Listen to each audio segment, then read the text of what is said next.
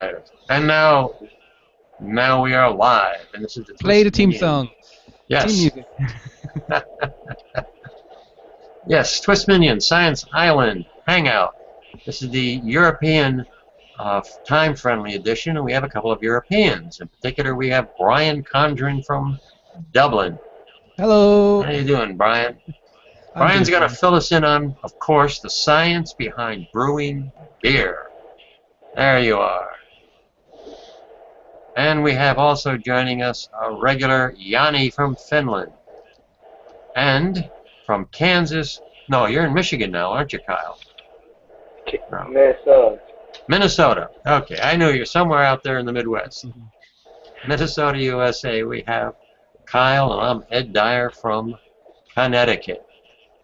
I'm going to bring you up to date on some science and space news, a couple of space stories, some interesting happenings there. Brian, as I said, is going to fill us on the science behind brewing beer and making craft beers. Got a story about soft robots, self-healing materials. Wahoo! Kind of an interesting, funny story. You've heard of the Nobel Prizes. Well, here we have the Ig Nobel Awards. Some very interesting science, like how to make infant fecal sausage. Real exciting stuff there. The science behind how slippery banana peels are. Yes, exactly. That's another one of them. What impresses me is these people got money to do this science stuff. That's what impresses me. This is the important stuff. It needs to be done. Got a story about dealing with vegetative states, brain scans showing people in vegetative states maybe maybe they can interact more. Who knows? Interesting. A couple of environmental stories about using old-fashioned crossbreeding to create seeds, to create better plants in drought areas, and also some GMOs. I'm going to start with a couple of quick shows dealing with quick news stories, which I have lost. I've immediately lost. Ah. I had it. What the heck? Ah, there we go. Here we go. Here we go. All right. First thing was we had a mission was scheduled. We were going to have a liftoff of the SpaceX rocket to resupply the International Space Station, but we had some bad weather.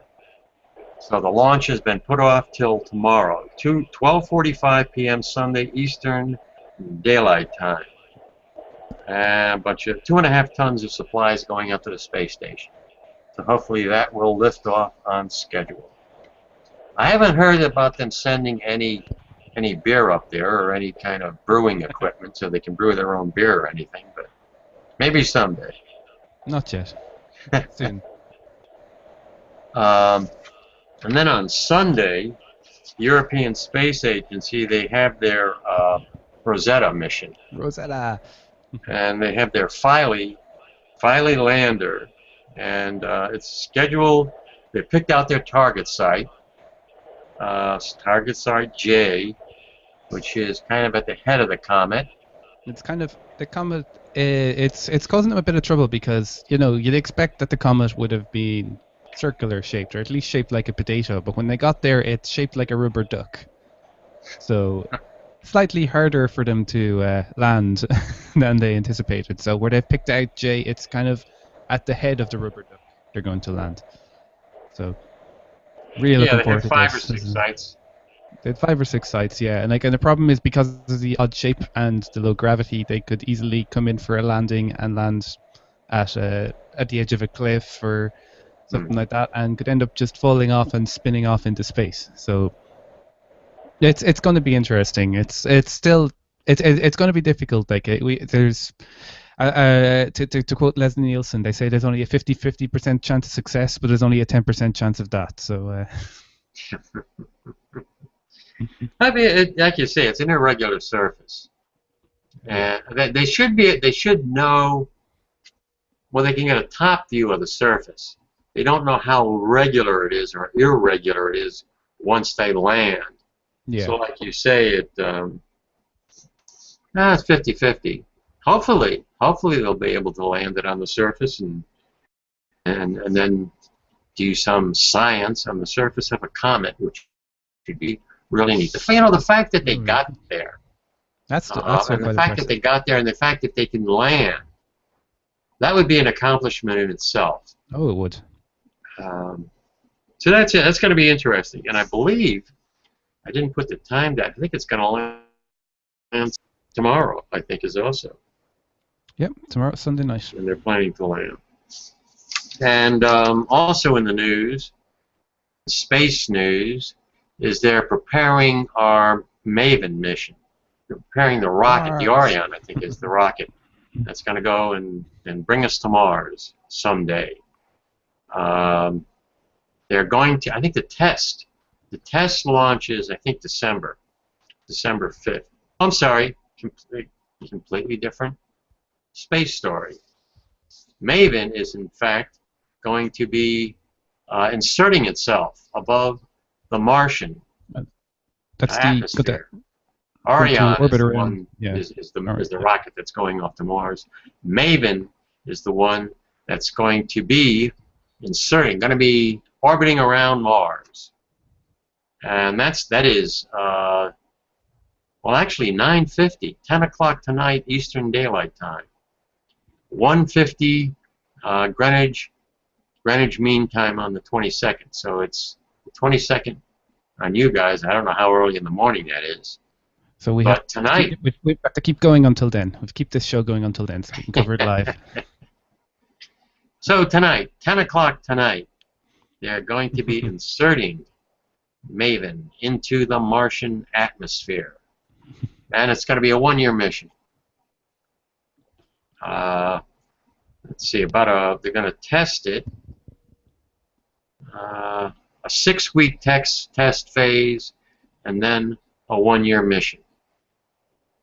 So hopefully that will go well also. Yep. You know, one of the things I was thinking about, and this is kind of a segue into your craft beer show, Brian.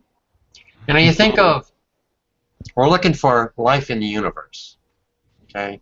And we got the United States, we got Russia, we got China, European Space Agency, and they're spending billions of dollars on missions to find life in the universe.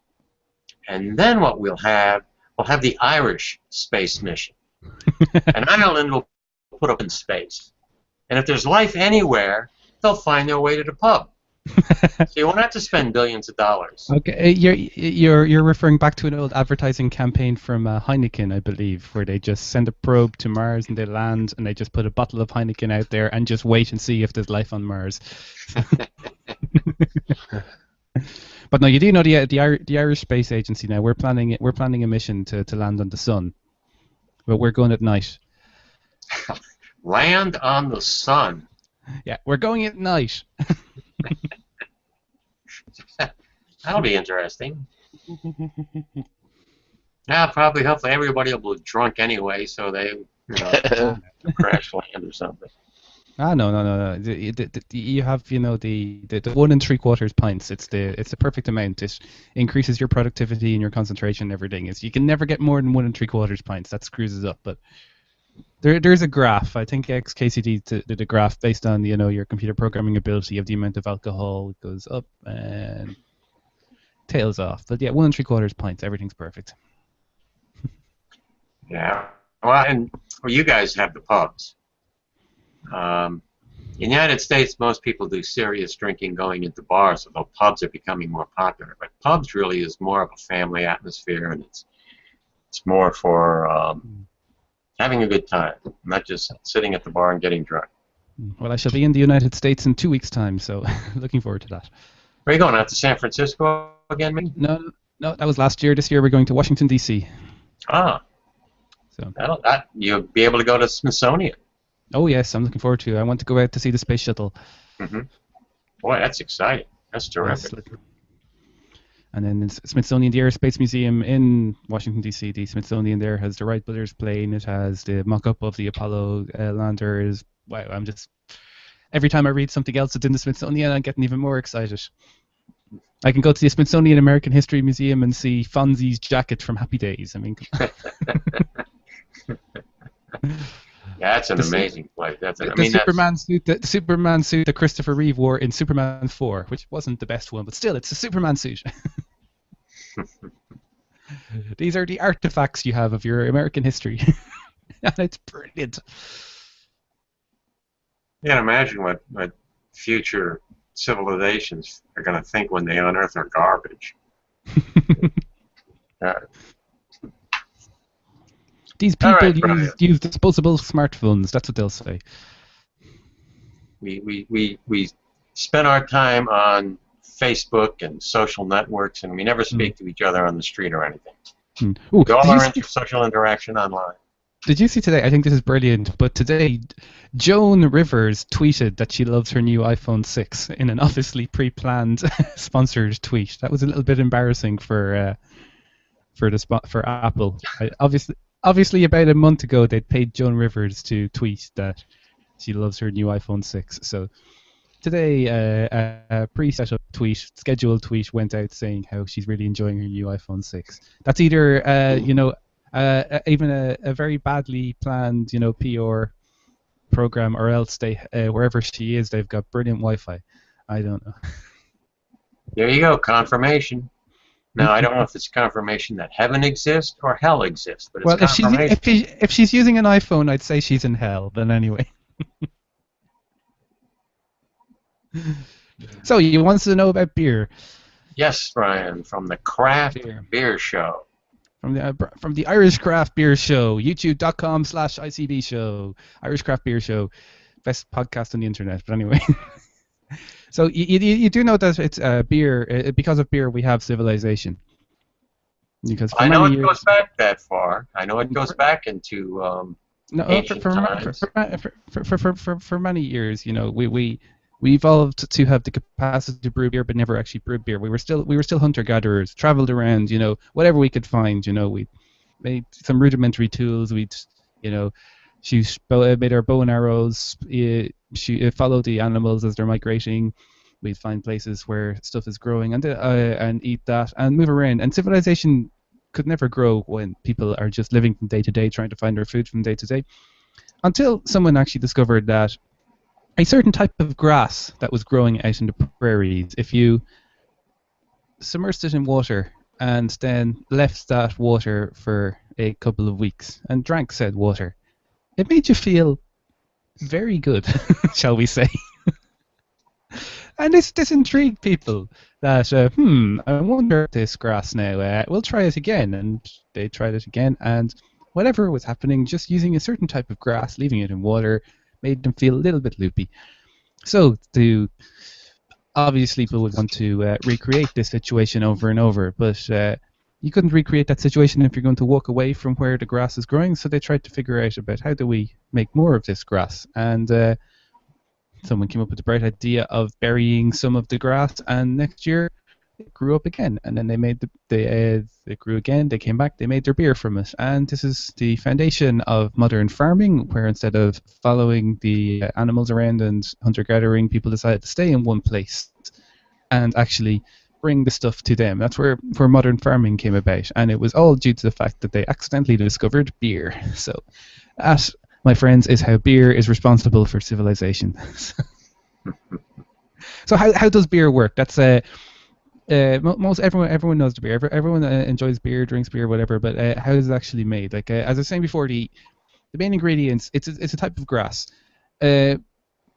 But I don't mean the grass you have in your lawn or the grass that you might smoke to medicinally, of course, to help you out with certain types of ailments. I'm talking about grains like cereals, barley and wheat and rye, that sort of thing. That's it's an offshoot. It's an offshoot of the grass family, and barley is probably the main ingredient of beer. We use other grains as well, like rye, wheat. You can basically use any grain. I think it's just through consensus that barley has become the grain that's used for beer because they needed the other grains to, grind and make bread and food. And the famous German purity law, the Reinheitsgebot, which states that only they actually said only 3 ingredients can be used in beer. They actually meant 4 because back then they didn't know about the existence of yeast.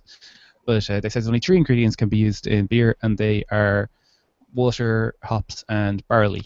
And most people think that is because the Germans only wanted the best beer, but no, it was they didn't want the brewers using all of the grain, and people starving because they just wanted their beer. So barley is... It's a byproduct. It could be a byproduct then. You could say it's the beer is a byproduct of these crops, or you could say the crops we eat are a byproduct of... No, the crops we eat are a byproduct of the beer. Okay. The beer came first. Bread came second. Like beer was invented, and they said, "Oh, I wonder what would happen if you do other stuff with this product," and that's where we got bread. So just to jump in, I was looking at Wikipedia, and like you say, they can date beer going back to the Neolithic era. Yeah. 9,500 years BC. They found China. 7,000 years BC in China. They found fragments of pottery, and there was traces of beer in the pottery, which means that fragment of pottery was from a container that was used to hold beer. This is back, like I said, 10,000 BC or so. So it really did. If it wasn't responsible for the foundation of modern civilization, it was definitely responsible for the, shall we say, the adoption of modern civilization. It's what people said. Well, we could be hunter-gatherers, or we could try out this civilization thing, and we could have beer. Wasn't that first beer too, though? It was very different. Oh, it was very different. I think it was almost like a soup or a food. It was nutritional. It was nutritional. It was basically a soup because they just left the barley in the water, which allowed it to start germinating, and then by heating the water slightly hotter when the barley started germinating, it stopped the germination process. But this is a process called malting, where excuse me. I shouldn't be drinking while I'm talking. The little kernels of grain in the barley, they contain all of the food needed to grow another plant to get another plant of barley started. So they contain starches, which can be used as food to get another plant going. So what you do when you're brewing is if you heat the beer to a certain temperature, which is about 65 degrees Celsius, I'm not sure what that is in Fahrenheit, I probably should, but anyway, you heat the beer to 65 Celsius, it activates enzymes in the grain kernel, which convert all of the starch into sugar. You then have to heat it to a higher temperature to stop that conversion from occurring, and then you extract all of the liquid that you've been used to heat the grain to that thing, and that brings out all of the sugars, and then you're left with what's called your wort, which is a mixture of water and sugars from barley or wheat or whatever grain you were using. So, and then this is when the brewing bit starts, when you add a little plant that's known as hops, and hops, they're kind of related to a pine cone. They're the same sort of shape. They look very similar to a pine cone, except they're kind of they're made of leaves that kind of papery to the touch. So if you can imagine a pine cone made of paper, that's what hops look like. They're bright green, and hops have only been used in beer for the last 500 years. They're originally used as a preservative, but recently found that they can actually make the beer taste quite good as well. Prior to hops, people would use other sort of whatever sort of plants you could find around, just throw in.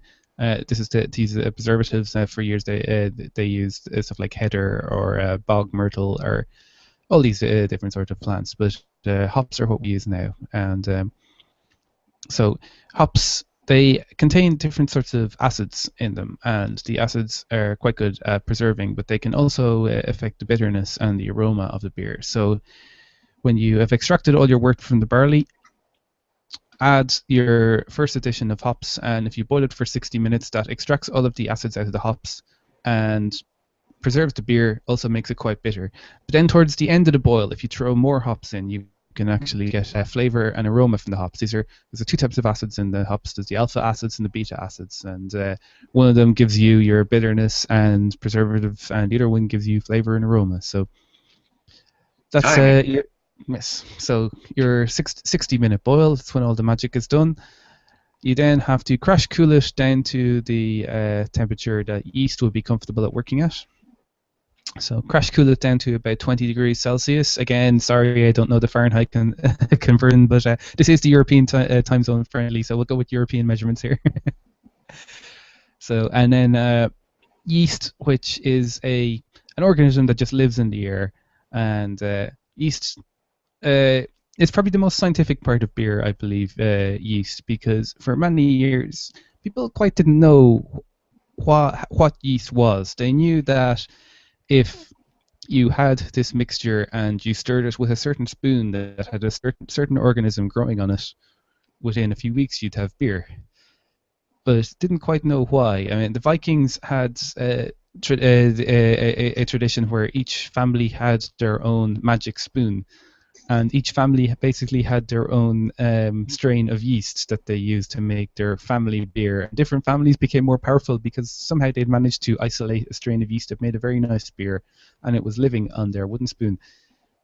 But recently, I mean a couple of hundred years ago, it's been isolated that what was causing the fermentation of beer was yeast.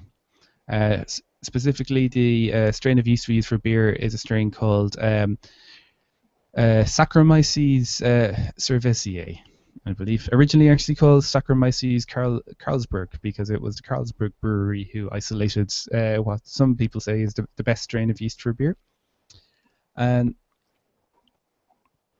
as I said, same with yeast, it's an organism, lives in the air, it eats up all the sugars and converts it into alcohol and CO2. So it eats up like whatever sugars you've extracted from your grains, yeast eats it up, and as a byproduct converts it into alcohol plus CO2, which provide not just the nice alcohol kick you get out of your beer, but also the bubbles, which makes it feel nice and gives it a nice head and makes it feel so tingly in your tongue. Where do you get the yeast from? Is it So just there are naturally different. occurring? No, well, you can make beer through naturally occurring yeast, but you've no idea what it's going to taste like. A lot of Belgian breweries make beer using wild yeast, and but they kind of know what sort of yeast lives in the air. Basically, through many hundreds of years of brewing, every time it's kind of like evolution. It's every time a good beer came out, they kept some of that yeast, and every time a bad beer came out, they just got rid of it.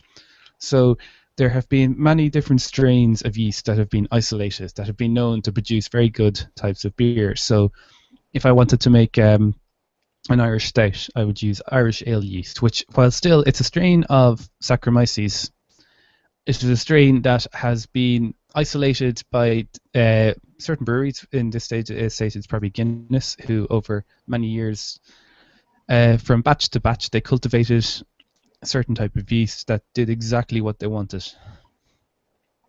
So, and there are two American companies actually that provide most of the yeast that's used in brewing. There's Wyss and White Labs yeast, and they basically, if you can find a bottle of beer that still has living,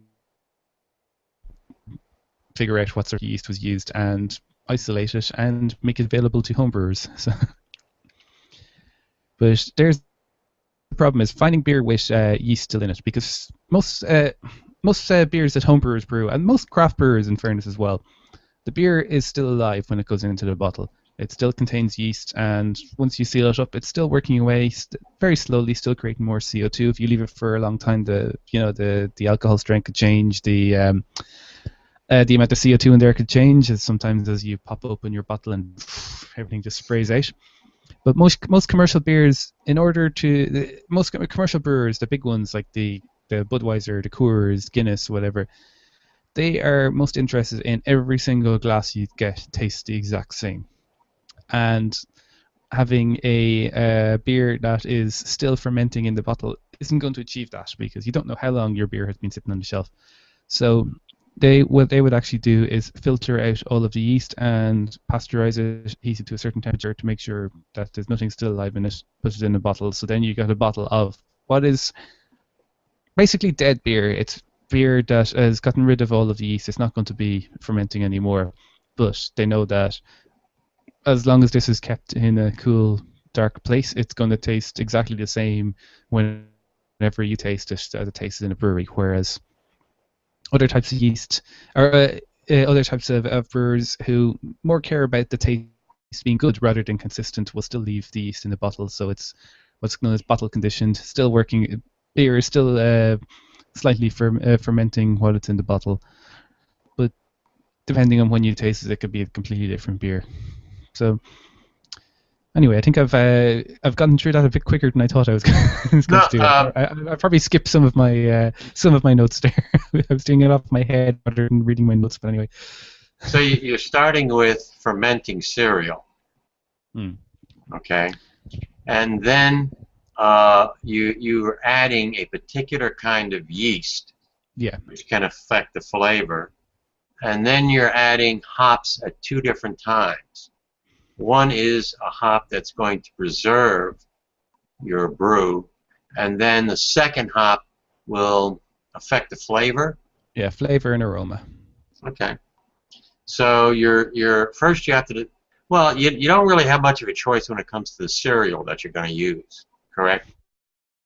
Well, barley, wheat, rye. I don't know how many. Are there different varieties of barley and rye that you can use that'll give you a different taste? Yes, actually. While you're using the barley, if you ever wondered why beer is different colors, like I am currently drinking an American stout that I brewed a few weeks ago, but barley, if it's just plain barley, it's turned into malt, that's base malt, that'll make a very light beer. But then there's different ways of treating the barley that can change the color. So that most of them are the barley is put into a kiln and it's heated at a certain temperature, and it converts a lot of the starch into a caramel, which it's basically a type of sugar that, while it will give the beer flavor, the yeast won't be able to metabolize it. So at the end of the brewing process, that sugar will still be in the beer, so it gives it a different flavor. So if you just use the base barley, you will find a very dry beer. Like once you drink it, like it won't be much sweetness there at all. And if you add a bit of hops, it could taste quite bitter whenever. And sometimes that's what you want. But sometimes if you want a bit of more full-bodied beer, you'd throw in some crystal malt or caramel malt that had been kilned for a short amount of time. So it contains sugar that can't be metabolized. Other barleys, if they can be kilned for a longer time, you can end up with stuff that's like black malt or chocolate malt, which are used in stouts, which have been killed for a long time. So it actually looks quite black, and that will impart a lot of that, the kilned flavor to the beer. So black malt will impart very much of a coffee flavor to the beer because it's been roasted for a long time. Irish stout, the most famous ingredient in Irish stout is roasted barley, and that's barley that is roasted before it's actually been malted. And originally that came about to avoid a tax, as all good Irishmen do. If they see a loophole in avoiding tax, they'll try it, because the tax was set on malted barley being barley which had been left in water until it started to germinate and then stopped, which supposedly builds up the amount of starch in it. But if they roasted the barley before it was malted, they still got enough of the sugars in the barley to use in the brewing process, but they didn't have to pay the tax. So roasted barley is the main ingredient in Irish stouts, which gives you kind of like a nice dry and kind of a little bitter flavor, a little bit like black chocolate, like not milk chocolate, dark chocolate, that sort of flavor. So just by kilning the barley for different amounts of times and at different temperatures, you can end up with a wide spectrum of beers of different colors, different flavors, different bodies, that sort of thing. So even though the base malt is all barley, there is a lot of things you can do which can hugely affect the different types of beer you can make out of it. Okay, so if the starting point is the barley. Now, Starting point is I barley. wonder, could you grow your own barley if you wanted to? We're on Science Island. Can we grow our own barley? Or is barley a crop that can only be grown in certain environments? Barley can be grown pretty much anywhere in the world. Okay, that's good. It's more suited to climates that will have more rain, but it can work anywhere. Okay, Okay, so I you say anywhere in the world. It won't work in the desert, but if there is a decent amount of rain in the area, it can grow. So obviously the UK is a good place to be growing barley. The UK would be, Ireland is as well, and most of the United States is very good for growing barley as well. So. Okay. So you could grow your own barley. You could grow your own barley. You can. Excuse me. I said we can grow our own barley in Science Island. That'll work. Okay, that's a starting point. We can grow our own barley. We can grow our own hops. Or you can buy it commercially. Now, if you buy it commercially, you just go to a supermarket and buy 2 pounds of barley, or. Yeah, I'd go to a specialty shop. While supermarkets might stock it, it probably won't be. You don't know what the quality will be like, so you go to the local homebrew store. I'm sure if you looked hard at, you'll find one near you, because there's homebrew stores all over the place. They're not you won't find them on Main Street. They're normally hidden away in. Because homebrew it's a niche thing, and people who want to homebrew will seek you out, but you're not going to get much people walking off the street into buying stuff. So, but the first step after, if we grew our own barley, we then have to malt the barley, and that's. Well, backing up a little bit in that, barley itself, is that just a cereal? That's just a has cereal. Nutritional content, or is it? Oh, it does. Yeah. Only used for brewing. It's a cereal which is used for brewing. It has nutritional content. You could have what's called a brewer's breakfast, which is just a bowl of barley, and I've tried it. It tastes a little bit like corn on the cob, I'd say, but I like corn on the cob. Yeah. I don't know what the nutritional content is, but it doesn't taste that different.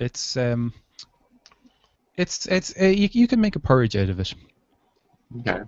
It's all these cereals. They taste slightly different, and it's only through convention. We tend to eat our breakfast cereals. Our porridge is normally made from oats, just because that's the convention. That's the one which they use to make a porridge. Or we have our corn flakes just because it was corn that they used to make those flakes. I mean, you can get bran flakes. You can get which is. I think bran flakes are a side product of cereals after you make bread, what's left over. And most of these are through convention, but all cereals, you can use any cereal to brew, and you could use any cereal for nutrition content. It's just through conventions that different ones taste, what different ones work a bit better for. Okay, well, we can grow barley. Some of it we can use to add to our cereals as a regular breakfast food or something, and others of it we can use to ferment and to create beer. Theoretically, you could use it for breakfast. I don't think there'll be much left from the brewery. I think the brewery will probably use most of it, in fairness.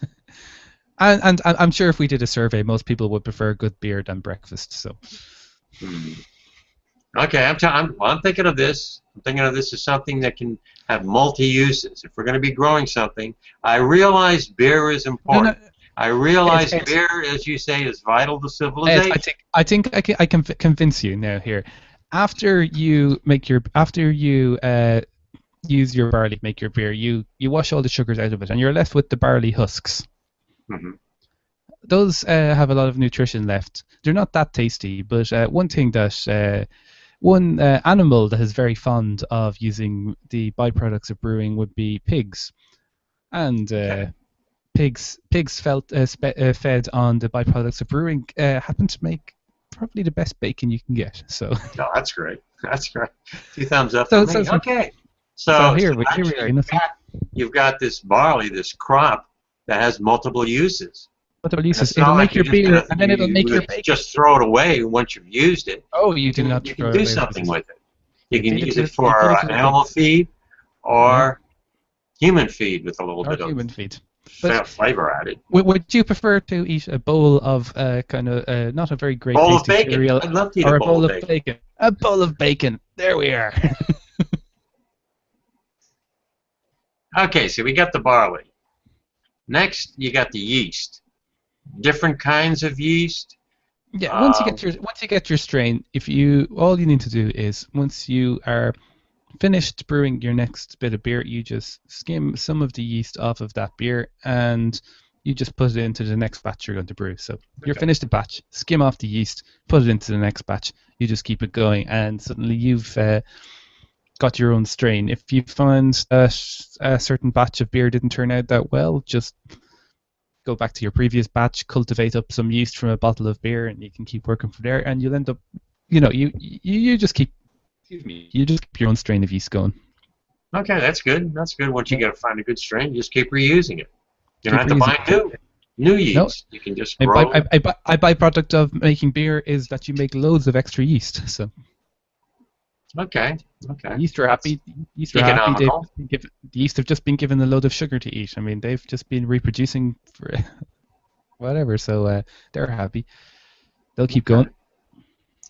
And then the last ingredient is your hops. Hops. So hops, again, we can grow them. There are certain areas that are more hotter areas are suited towards hop growing. You can grow hops most places, but the certain climates like Northern California and Oregon and Washington State are very popular for hops. Or the southeast of England is very good for hops. That's sort of the nice wet but warm climate, very good for hops. And hops, one thing, while they're growing, they look great. They grow quite tall, so they're not strong enough. You have to put a clothesline or something for them to grow along. They can grow up to 5-6 meters tall. They just their vines just follow they follow whatever line you've put out for them. They look quite good. They're easy enough to grow, and that you harvest them once a year, but they can be preserved and used, dried off and used for the whole year. So once you've got a big enough harvest, they can be stored and used for the year. So.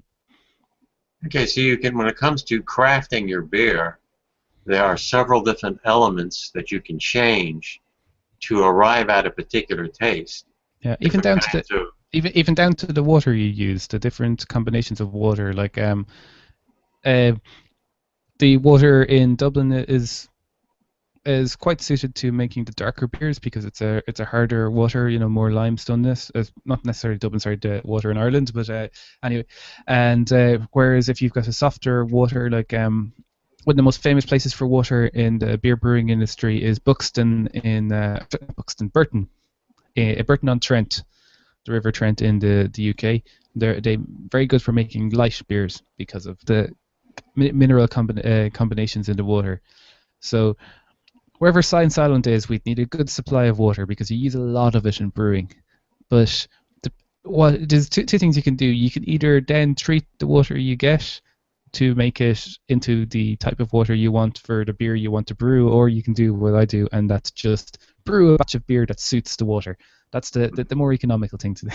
None of this having to treat the water. Just water comes out of the tap, and whatever beer suits that profile of water, that's what I brew. So if you live in an area, I mean like California, there's drought conditions in parts of California. You wouldn't probably be growing the crops that you need to make beer. You'd with many kinds of crops, obviously, you need a lot of rice. You need a lot of water to grow rice. Rice is not a good crop in an area that has a drought. And it sounds like hops or some cereals probably would not be a good crop in an area that is having a drought. You'd want to grow those where you have more water. Yeah, you don't need a lot of water, but definitely would not work in a drought area. So how much beer do you produce? How much water does it take to, let's say, create I don't know, a gallon of beer. So on a homebrew scale, you'd use a lot more water than you would, like if you're brewing an industrial scale, you'd have efficiencies, you'd be able to use less Economies of water. scale. Okay. Economies of scale, yeah. On a homebrew scale, if I was the typical batch of beer I would brew would be 20 liters, which is 5 American gallons. Mm-hmm. So I would say I would use maybe 5 times the amount of water than beer I'd get out of it, and that's to do with everything. That's with when you're boiling, obviously you lose a lot of water when you're boiling the steam. You have to clean everything, and one of the main things that I currently use water for cooling the beer. That when the boil ends, it's 100 degrees Celsius. And I would put a copper coil into the beer and have a hose connected to the cold tap on one end, and the other end just goes down the drain. You just pump water through there until it just takes all of the heat out of that beer. That uses a lot of water, and in fairness, the reason why I do that is because I currently don't have a water meter. If I lived in an area that the water was metered, I would put a different way of cooling, but I pay the same amount for water depending on if I use 1 liter or if I use 1,000,000 liters. I still pay for the same amount for water. How long have you been making beer? I originally started a long time ago. I mean, I started.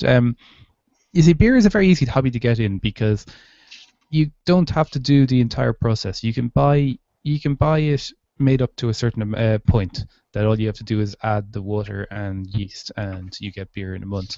So I started doing that, where I bought like a tin of concentrated hops, concentrated like a syrup, and it was hops, hop oils, and the barley and the sugars and everything like that were all concentrated into a syrup. All I had to do was chuck it into a bucket, add water, and then add yeast, and a month later I had beer. So I started doing that about 10 years ago.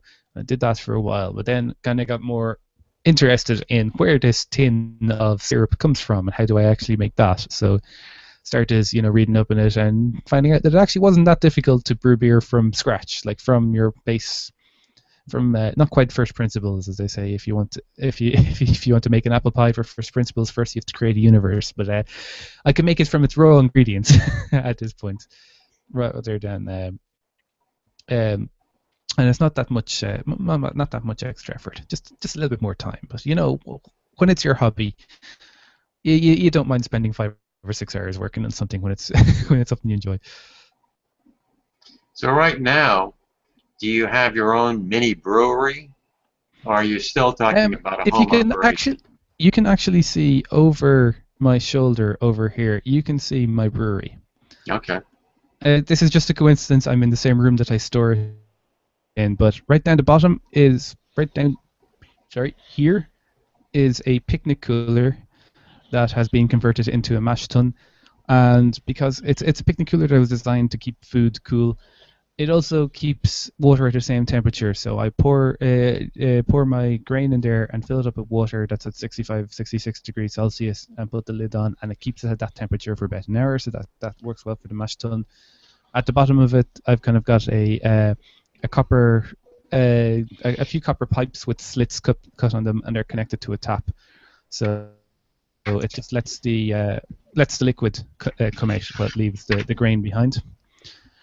At the very top, you can see a big plastic bucket that's got a kettle element in it, and that's what I use for my brew kettle. So just fill all the wort in there and plug it in, use the electricity. In Europe, we have higher voltage power than United States, so we can electric heating something using whereas in the United States, most brewers would use gas just because you have a 110 volts municipal power supply here. In Europe, we've 220. So it works well in Europe to have electric breweries. In the United States, most people use gas. And then just underneath the brew kettle here, I just have another plastic bucket here, which I use as my fermenter. So that's about a 25-liter bucket, lid on top, and an airlock. So you just fill it 20 liters of beer, a little bit of headspace, airlock on top. And so over here, this is basically my home brewery. Okay. Nice. About how much And beer can you make? Do you make? I make about 20 liters at a time, so five 20 US liters. gallons. Okay, that's a 5 fair US amount. gallons. So That's a yeah. fair amount. Certainly enough for you No, for a while.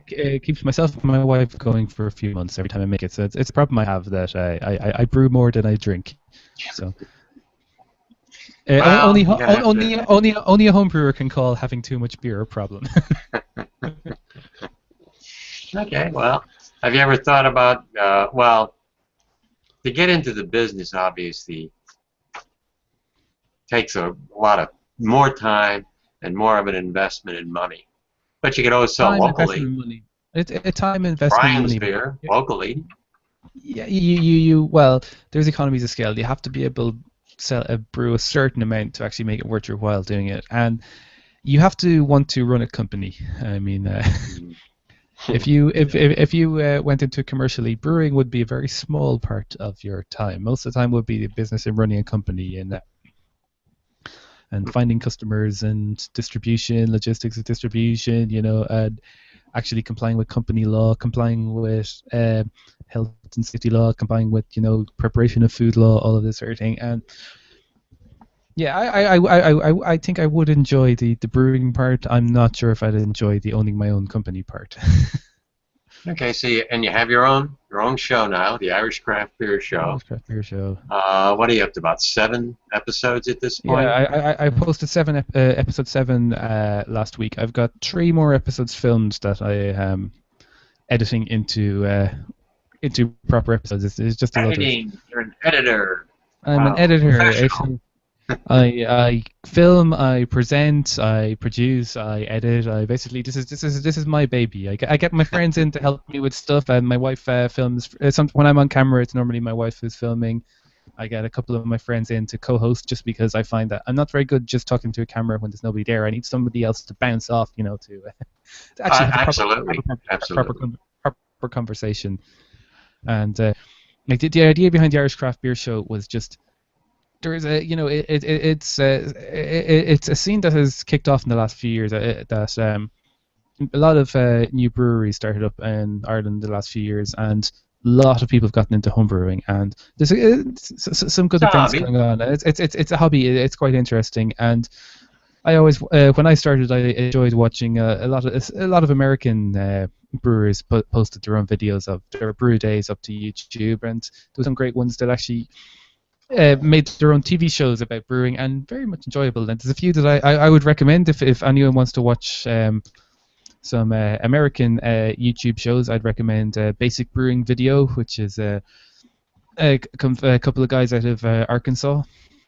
James Spencer, he's been doing it for about 10 years and teaches you how to brew, and just mostly experiments on, I wonder if we put this ingredient in, what would happen, or how about if we brewed like this. Very entertaining show.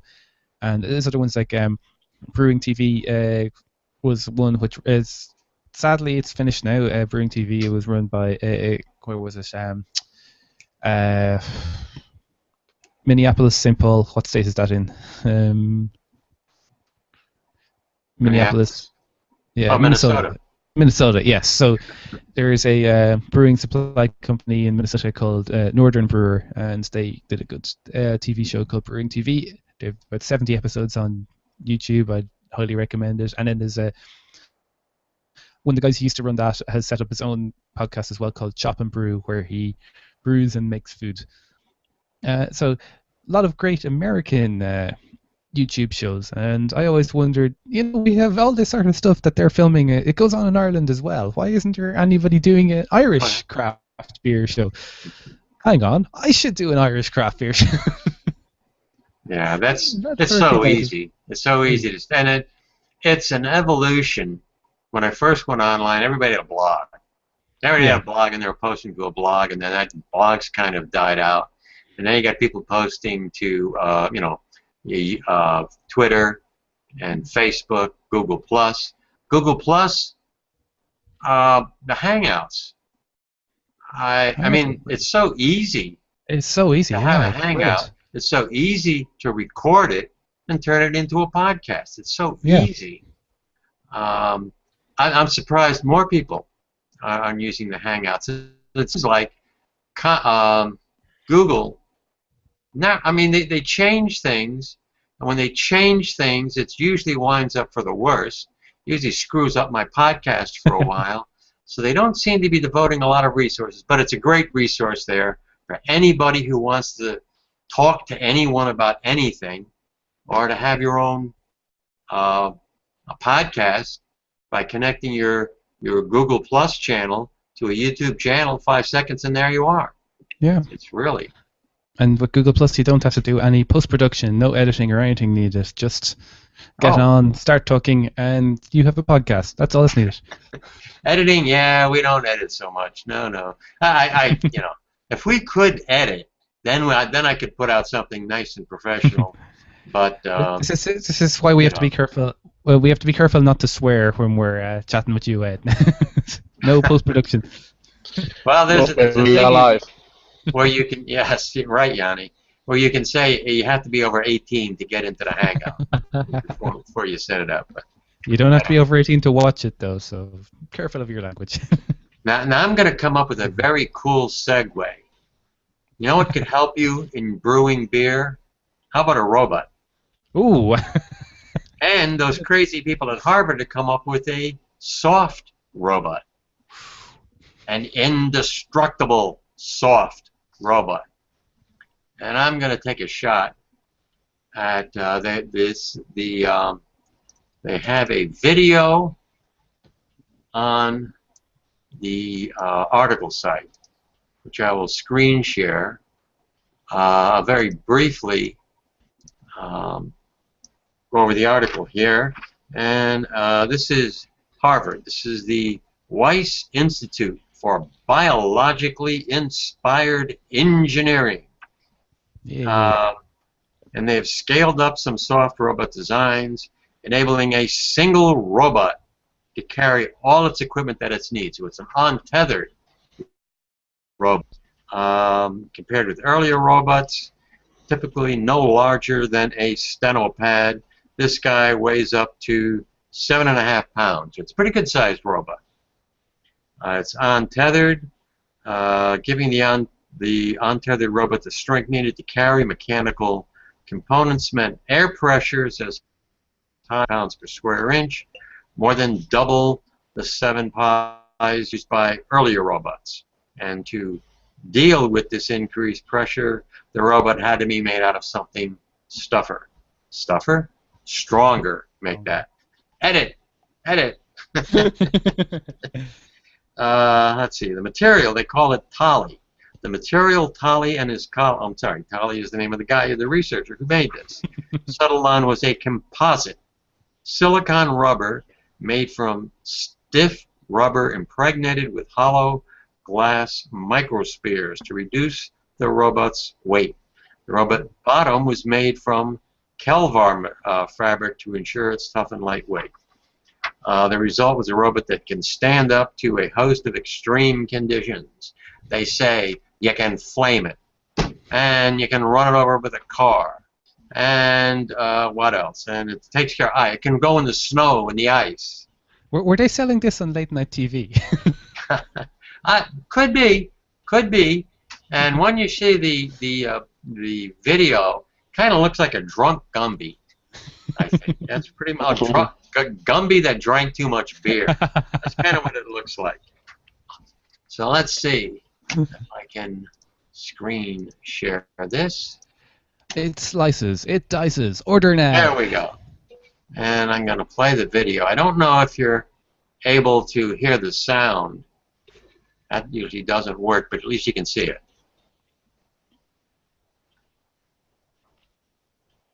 There we go. Like I say, drunk Gumby.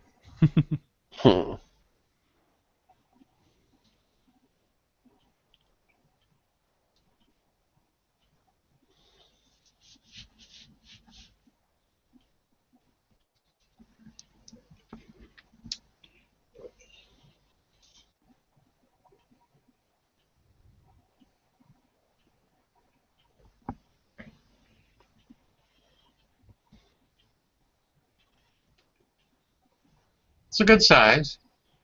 as you can see. Yeah.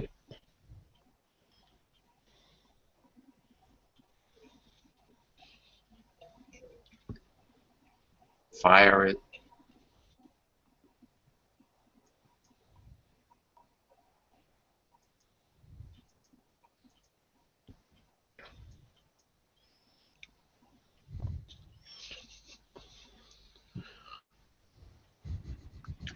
Yeah, it's obviously this is the first prototype. Yeah. It doesn't really move very quickly. Yeah. But no metallic structure in it. I want one.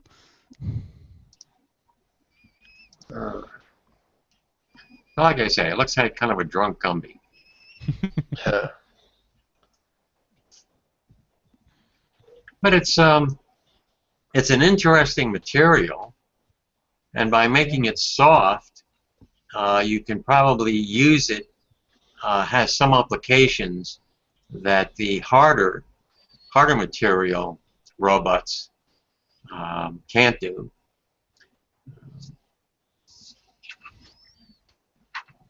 I think it's interesting. Oh, it's fascinating, yeah. Soft robots. Soft robots. The same people. There is snake one too. What is actually really printed. Mm-hmm.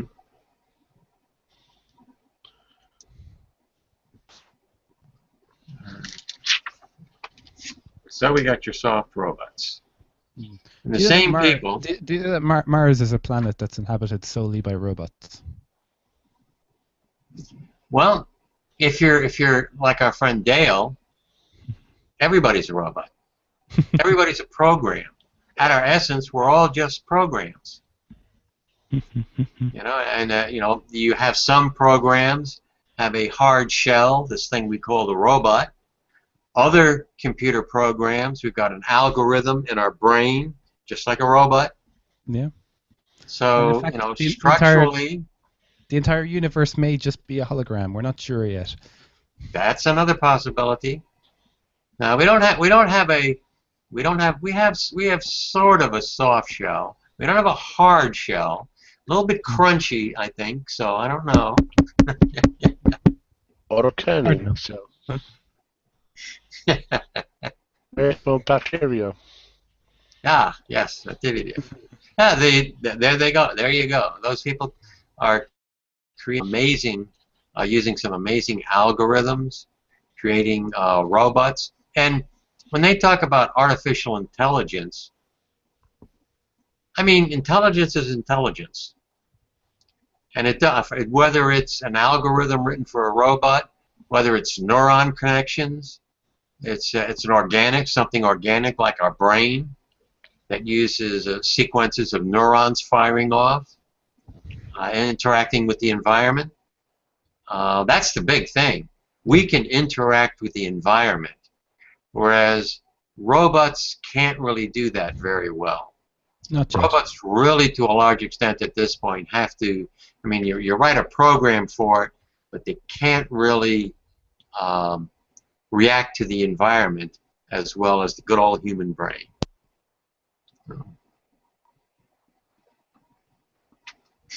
So I don't think they'll ever be able to create I don't think we're gonna have some we're gonna have robots that can do practically anything that a human can do. But I don't think robots are going to be able to evolve in the way that humans evolve. Because if you think of, like with the robot, it's going to try to do something that it thinks will improve itself. Human mutation doesn't work that way. Let's try it. Doesn't work out, doesn't work out. And lots of experiments don't work out. But every once in a while you get an experiment that produces a better brain or a better human. So our mutation process is strictly random, whereas the mutation process for a artificially intelligent robot is likely to be more focused. The attempt will be to direct it in a certain way. until the robots design has been evolved enough where someone will think it'll be a good idea for robots to not involve humans in their decisions, and that's it's a whole new. We don't know how they're going to how they're going to evolve, because how is the robot going to self-replicate? That is, robots might take over the world, but how are they going to self-replicate? That's I built a factory. build the factory, yeah, but And we already do have robots. I mean, if you look at an assembly line, in a lot of factories, that assembly line is just going. It's cranking out stuff. And if there happens to be a part that something is wrong, one little thing, it's going to crank out 1,000 of them. It's just going to keep cranking it out. That's why you need that's where the human big quality control comes into play. Hmm.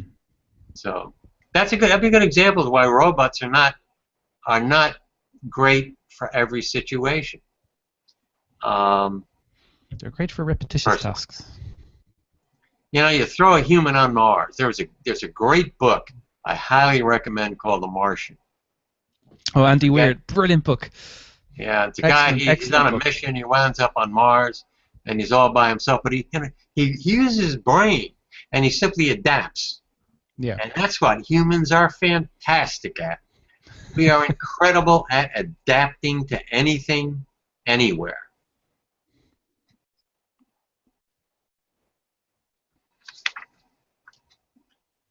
Including self-healing materials. Segue. Yes, another segue. This is our friends in Harvard at that Wyss Institute for Biologically Inspired Engineering. And a team at Wyss Institute, they see, we're talking about biofilms as a robust new platform for designing nanomaterials that could clean up polluted rivers, manufacture pharmaceutical products, and do a whole bunch of other stuff. Most biofilm-related research focuses on how to get rid of the biofilm. But we've demonstrated here that we can engineer these super tough natural materials to perform specific functions. There you go. You don't throw stuff up. You learn how to use something with it. Let's see. As you may want around a specific quantity or specific purpose. Biofilms also self-assemble, and self-heal. If they get damaged, they can grow right back because they are living tissue. So you've got a material that's a living thing. Biofilms are communities of bacteria encased in a slimy but extremely tough matrix of extracellular material composed of sugars, proteins, genetic material, and more. So we're talking about a community of bacteria.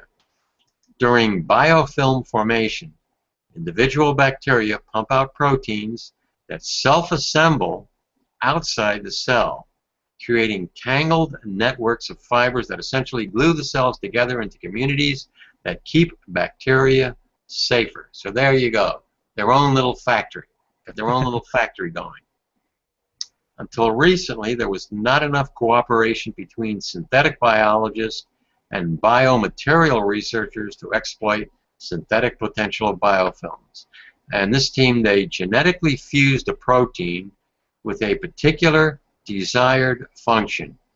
For example, one that can adhere to steel onto a small protein called CSGA that is already produced by E. coli bacteria. The appended domain, I love the words that come up with. The appended domain called CSGA, that is, the appended domain that went along for the ride through the natural process by which this bacteria secreted outside the cell, where it's self-assembled into super tough proteins called amyloid nanofibers.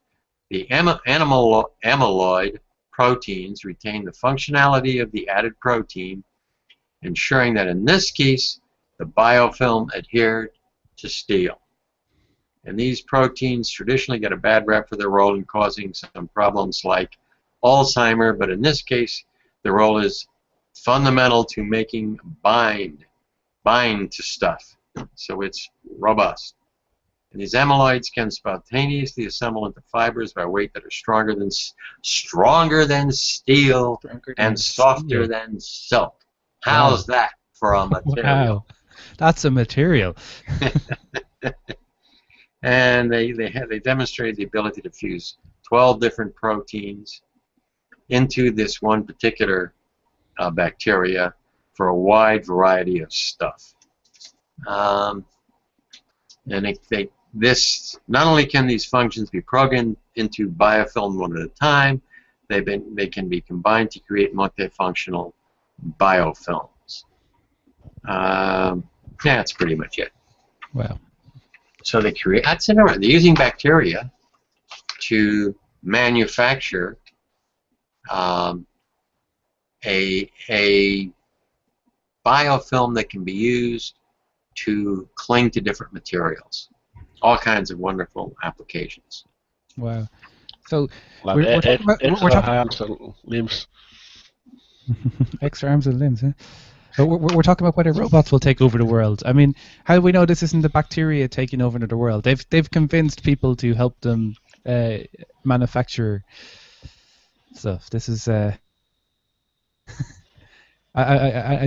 bacteria are used in manufacturing process. This is how do we know it's not the bacteria convincing us to help them? That's what I want to know. They are. Yes. We are just controlled by the bacteria. We think we're getting the bacteria to work for us. No. Bacteria are making us work for them. And so, we're just a spaceship for bacteria. Yeah. Bacteria, have created this nice little outside shell called human beings, so we can roam around and they're nice and safe and ensconced into our into their little spaceship. But it's a symbiotic relationship. We do stuff for them, they do stuff for us. They make nice yogurt. Our gut, we couldn't survive without the bacteria in our gut. Couldn't be able to drink that beer. Couldn't be able to consume that beer. The taste buds we have on our tongue, we wouldn't be able to taste the different kinds of crafted beer. One for a bacteria. Yeah. Organic space made from bacteria. Yeah, they're getting us to build rockets so they can go to other planets, so the bacteria can colonize other planets. They're probably already on Mars. The bacteria are probably already on Mars. We've gotten them there. True. That's probably very true. I know that I've read stories that volcanic material spewed out into space could have or likely made its way to places like Moon and places like Mars. Same thing. Martian volcanoes spewing bacteria that landed on Earth. So you could have cross-colonization. That could have been the origin for life on Mars or the origin for life on Earth. So either we're a bunch of Martians or up on Mars you got a bunch of Earthlings. Depending on how you want to look at it.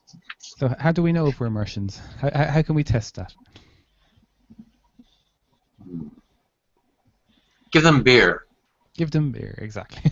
See, if they like beer, then they're Earthlings. And if they spit it out and they don't like it, then that's probably just something that's just simple to basic to Mars.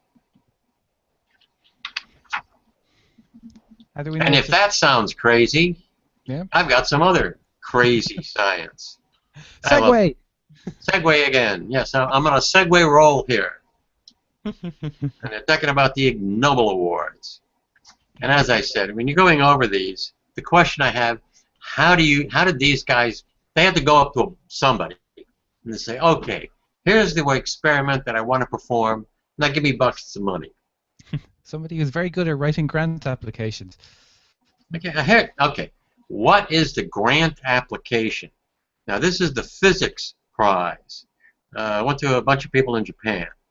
It's for measuring the amount of friction between a shoe and a banana skin, and between a banana skin and the floor.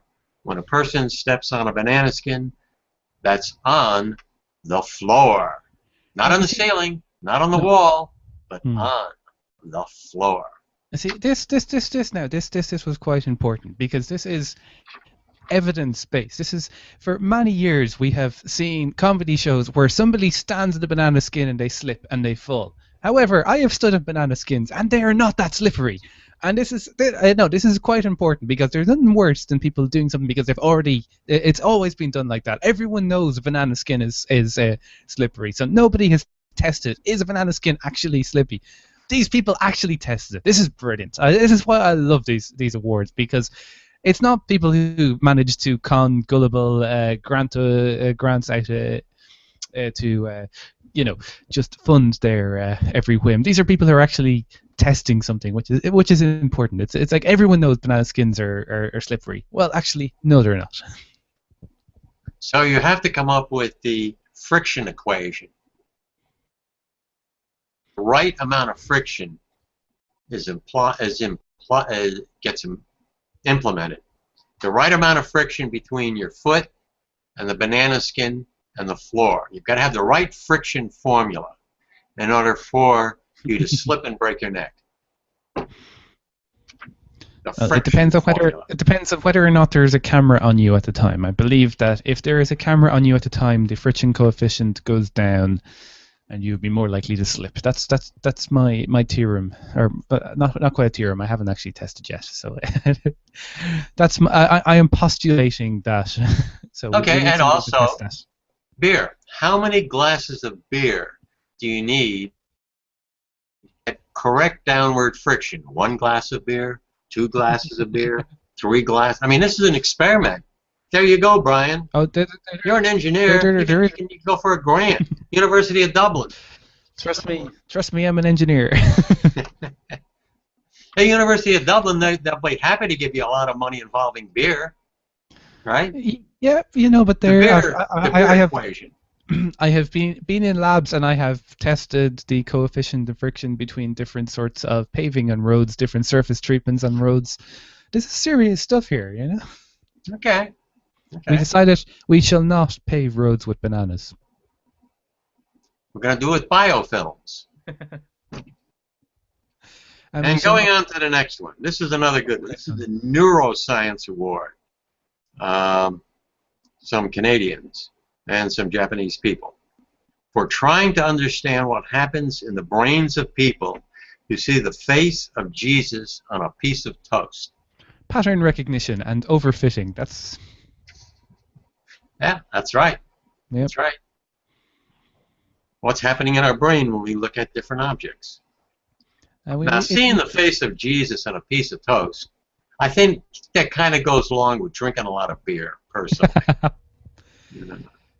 Drinking a lot of beer with your breakfast, I'd say, because I don't eat toast anytime other than breakfast. But if I'm drinking a lot of beer and eating toast, yeah, I'm probably going to see the face of somebody. They sell toasters now. Where you can you can program in some way so that a picture will appear on the toast. You get burned into the toast. I hope this study I hope they compensated for that toaster. That anybody who had that toaster was excluded from the study. That's my hope anyway. Yeah. Control study. Gotta have a control. Yeah. What else do we have? Well, psychology prize. For amassing evidence that people who habitually stay up late are on average more self-admiring, more manipulative, more psychopathic than people who habitually arise early in the morning. Well, I get up at 6:30 a.m. I just want to put that out there. So, wait a second here. People who stay up late against people who get up early in the morning. They're making an assumption that that's 2 groups of people. Obviously, they're not working with average working human beings who do both go to bed late at night and have to get up early in the morning. So this is a flawed study here. I don't know. I don't know about this one. Then we go, let's see, the Public Health Prize. Now, this is serious science, definitely. And this was for investigating whether it is mentally hazardous for a human being to own a cat. It's toxoplasma gondii. Exactly. Exactly. Brilliant. Everything comes down to toxoplasmosis. Everything. A bacteria that's now. But it's going to be hard. Well, I guess you've got the people in the universe who like cats, and then you've got people in the universe who hate cats. So you got to find a middle ground. I don't know. Kind of got hard to find a control group that either doesn't love cats or hate cats. You either love or you hate cats. I think they're all right. Okay, Jan, I'm going to share. This actually looks like our friend Blair in. I got two. There we go. Blair is a reward for the people who are subscribing to TWIS on. She's creating these little pictures and images, and that would be a good one. Zigga, oi, oi, oi. Zigga, oi, oi, oi. I'm prosy. Oktoberfest. Oktoberfest is ongoing as we speak because it's Oktoberfest, of course, is in September. You know, German efficiency.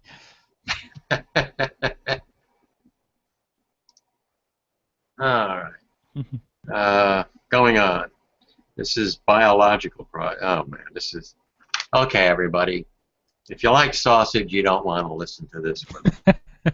This is for. It says carefully documenting that what does feces, what does defecating and urinating, when defecating and urinating, they prefer to align their bodies with their body axis with the Earth's north-south geomagnetic field lines. I can't even say that straight.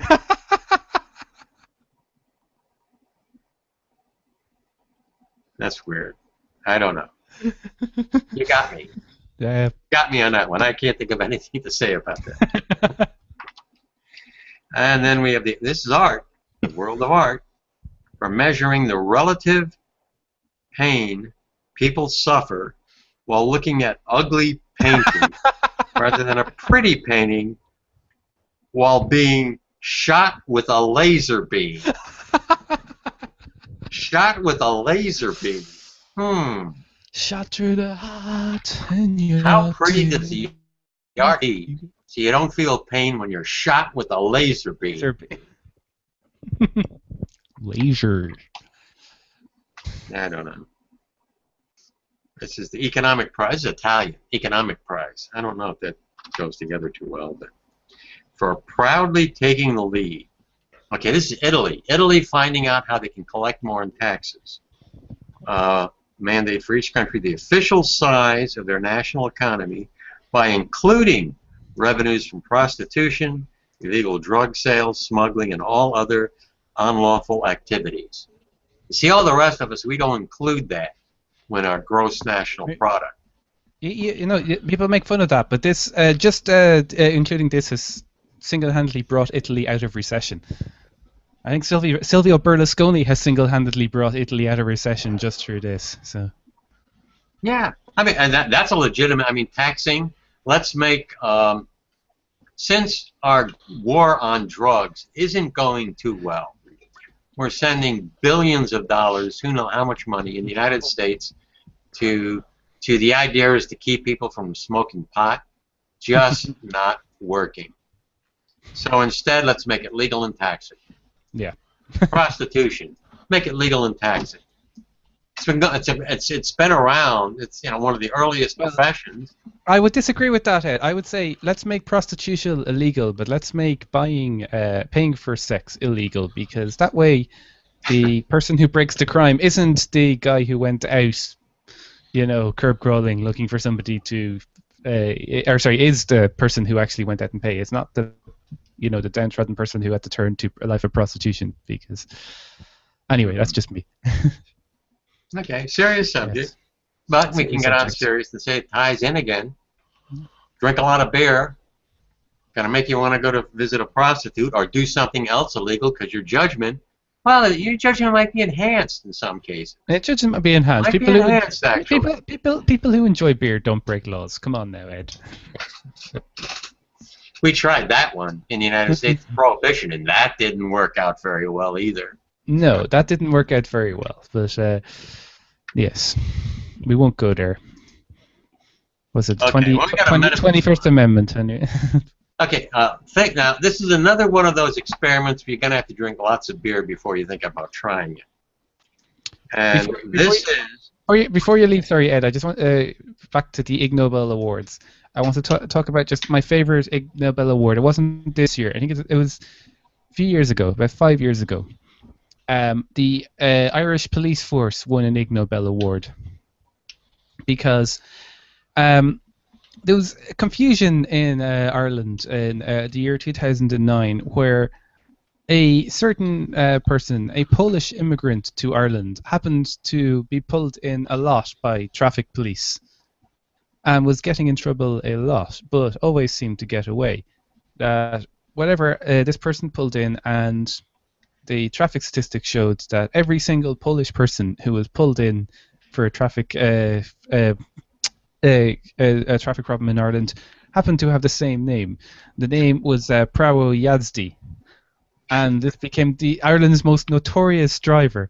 You know, more fixed traffic charge notices against Prawo Jazdy than anyone in the world, until it turned out that Prawo Jazdy is actually the Polish word for driving license.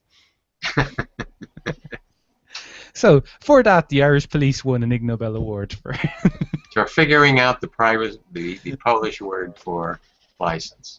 For driving license, yes. There you go. Yes. You guys are called the Gardaí, right?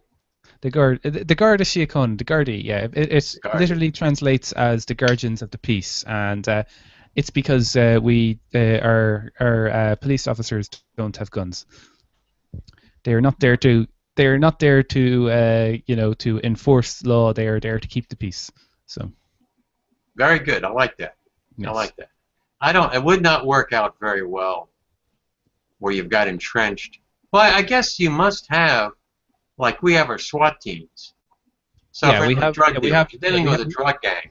So the Gardaí or the policeman might observe what's happening, but when they conduct a raid, I presume they would call in. Oh yes, yeah. I'm talking about the policeman, like the policeman on the beat, just walking around the city centre or driving around.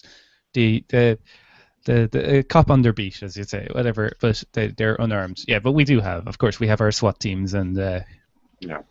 That's important. The cop on the beat's an important guy. And I remember New York City, it was a guy named Mayor Cuomo. And he came in, and one of the things he did is, you spend billions, lots and lots of money on equipment. He just increased the number of foot patrols. And it did. It did have an effect on reducing crime. Yeah, that visible cop. Visible police.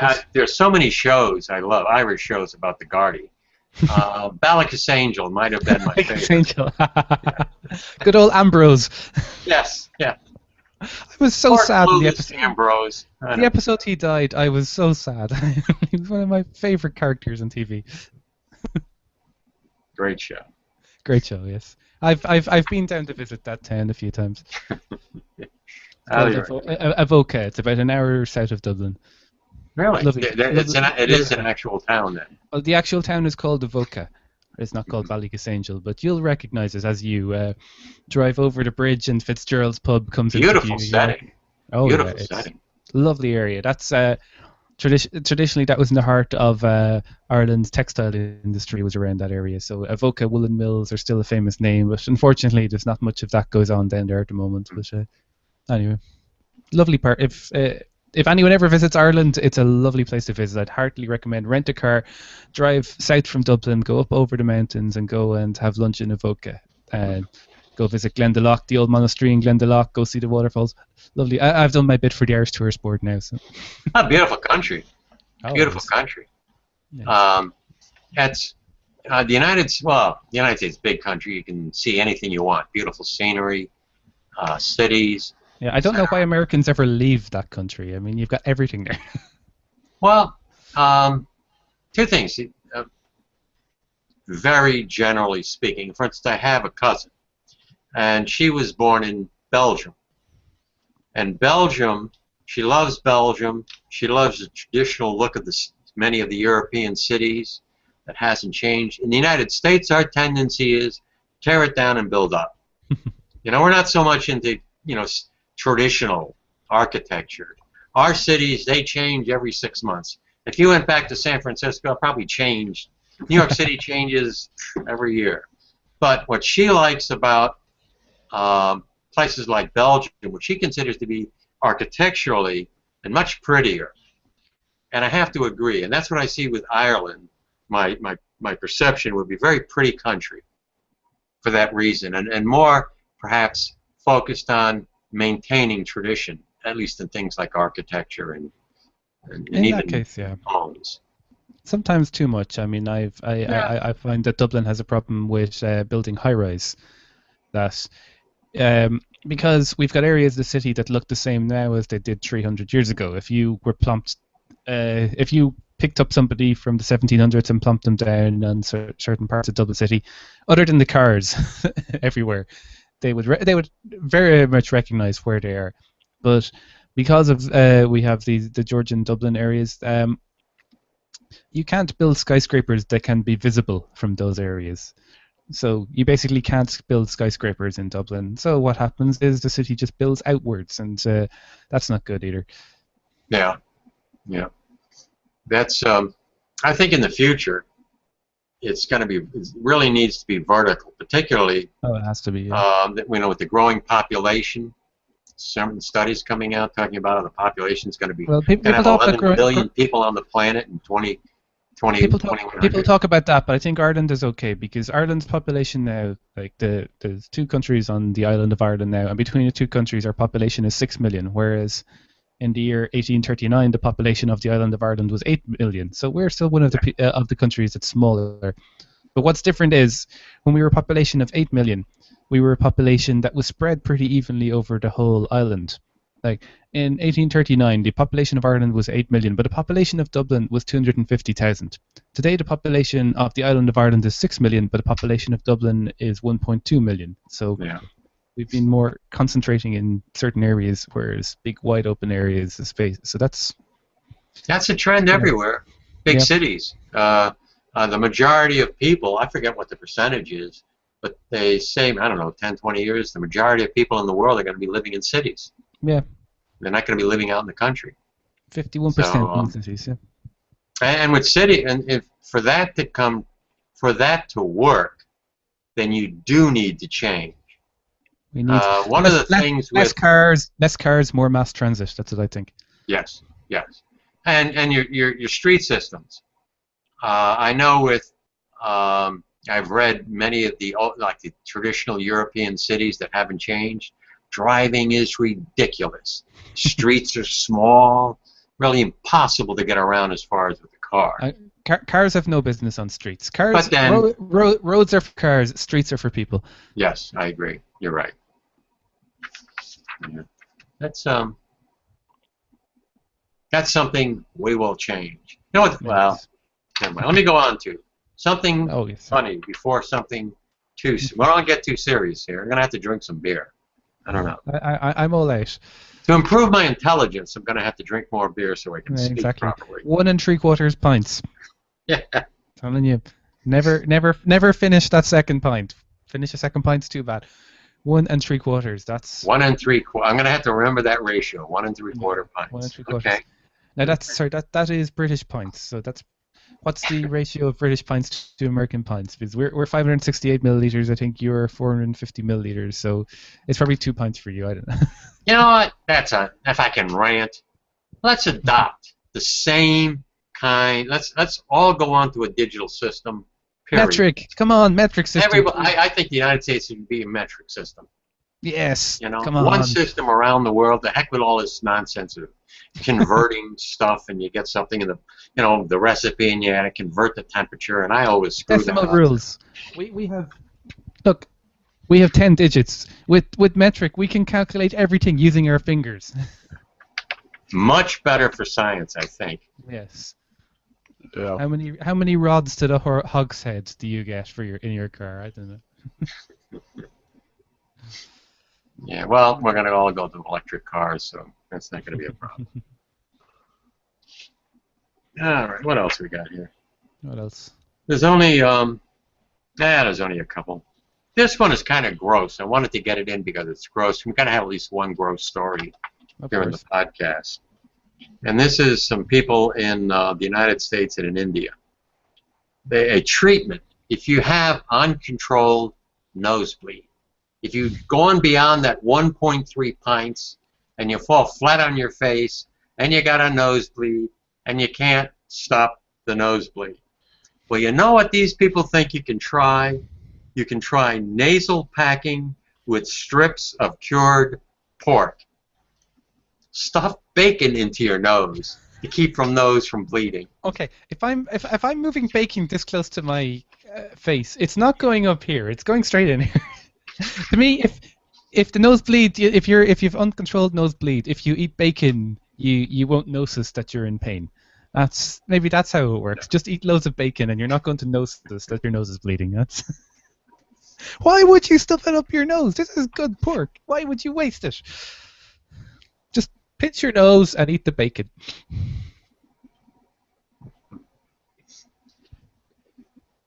Yeah, all right.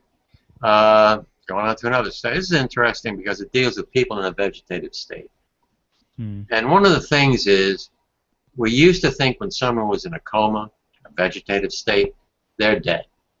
And, you know, they're dead, story over, pull the plugs, let's go on, because they're dead. But now we're beginning to learn more and more that, well, we can register brain activity. There may be something going on there instead of just just a dead brain.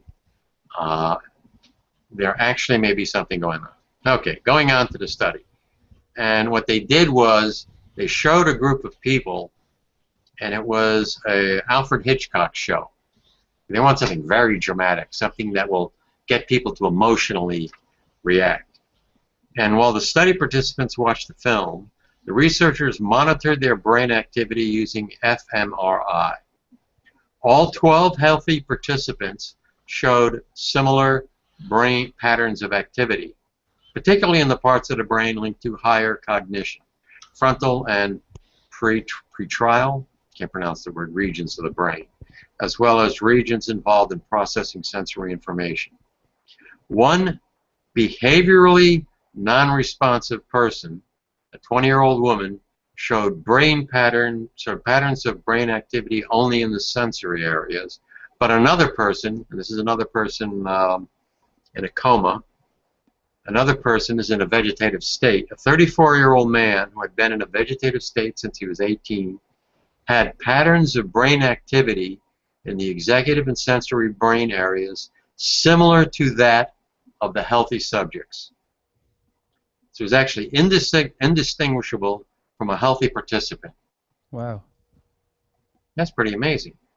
The best evidence to date that fMRI can be used to identify consciousness in vegetative patients. This reminds me of a story. It's not quite vegetative, but you know Mel Blanc, famous voice actor. Everyone knows Mel Blanc, Bugs Bunny, Daffy Duck, whatever. He was in a road accident once and left in a coma, and it wasn't sure where he'd survive, and he wasn't responding to anything. Like his son came to talk to him, and he just wasn't responding. And at one point, the doctor just said to him, "Hey, Bugs," and then he just went, "Yeah, what's up, Doc?" And they realized that his brain was hearing like the normal instructions he'd get, like, you know, say this, and he wasn't, when anyone, you know, talked to him and said, "Mel, can you hear me? Mel, what's going on?" Nothing. But when they said to him, "Bugs," you know, "Porky," a bit, whatever, like he was doing all the he could still do all the voices, and he eventually made a full recovery and lived a long time afterwards. But He was in a coma, was not responding at all to any stimulus except for cartoons. So, that's exactly what this story basically is getting at. You've got this particular 34-year-old individual, and he's been in that coma for like 16 years, and now for the first time, you know, there's some indication that you know, his brain is active. His brain is acting, the neurons are firing off just like when watching this movie, just like with a regular person. Yeah. And the real neat ending, because it says that what his father did, ever since the 34-year-old man lost consciousness after being assaulted, his father takes him to the cinema every Wednesday. Yeah. Hey, that's a neat story. It is, yeah. Very positive, and it's communication. Think of, even if you had someone, well, you have a scientist, and they're in a coma. They go into a coma, brilliant person, whoever they are. If we could find a way of communicating with them, they could continue to do science for that, you know, keep on doing, even though their body can't move. If we can communicate with their brain, they can still have a productive role in society, and we can still learn things from this brilliant person by communicating with their brain. Wow.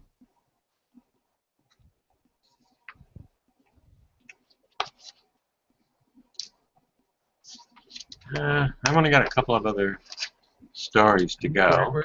I think we're coming up to about 2 hours going now anyway. Yeah, and I'll cover these pretty quickly, and then we will let you go. We'll end the hangout. I need to top up my beer. Yeah. Well, this is talking about growing. Yes. The interesting thing is, well, one, we talked about growing population, and the problems that could create and will create in some countries where food production can't keep up with the population. Now, the thing is, we know how to change how we grow, what we grow. We can solve that problem right now. We have the ability to do it now, but I think in some cases we don't really want to change.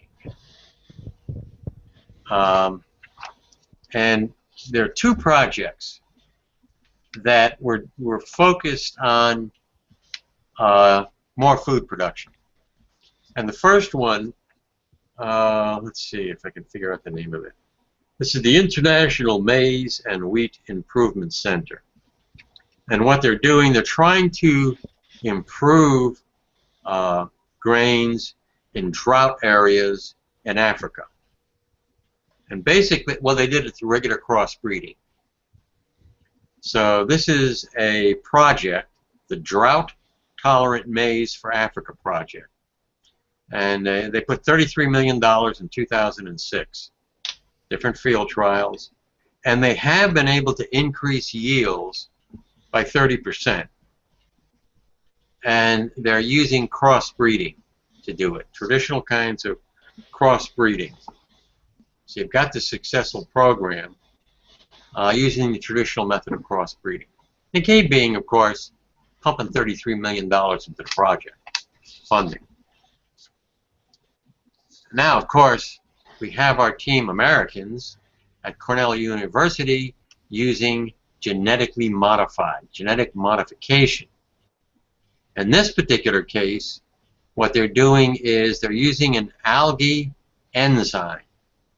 They're using this algae enzyme, incorporating it into the crop so that it can convert carbon dioxide into sugars more quickly. So you're improving 60% increase in yields with rice and wheat. Let's see. Oh, they enhanced photosynthesis by engineering plants with enzymes. from blue-green algae. Let's see. How'd they do that? Well, one negative here is that they were using tobacco plants. And there's a lot of genetic research using tobacco plants, so I guess it's something that's pretty easy to work with. Yeah. Now, I'm trying to think. I don't see here where they really tell us how they did it. So I guess you'd have to go to, let's see, they added a bacteria protein that is healthy. Well, whatever. You get the gist of it. Using algae, incorporating algae. Pretty innovative. Oh, yeah, yeah. Algae into a crop, improving yields. You could do that. I mean, genetically modified. There's two ways: the genetic modification and traditional crossbreeding. And you have to have. You're probably going to need both. And what the difference is, I don't know. Would crossbreeding take longer? Maybe not. Genetic. I don't know, it would take crossbreeding might take a few generations, whereas genetic modifying, you know, imagine would be straight away. I guess you could do things like including algae and including genetic material from different from even a, in this case an animal, a living thing, well, an animal. The original, well, primarily in the United States, GMOs are used. They're genetically modified so that they don't absorb pesticides. That allows the farmer to put more pesticides on their crops. Yeah. So the idea there is you've got a pest, and you want to find out a good way of getting rid of that pest. And one way is by producing a particular pesticide. But then you don't want that pesticide to get into your crop. Yeah. That's what they're using.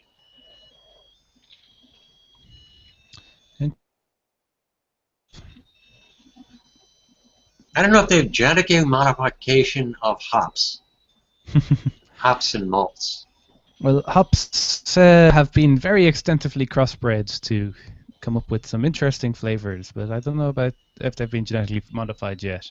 New breeds of hops are released every year. So, have you done any experimenting yourself with changing different things to see how much it changes the taste of the beer? I'm experimenting with different ingredients, and I've come up with a couple of my own house recipes that I like, but it's no difference to baking a cake really.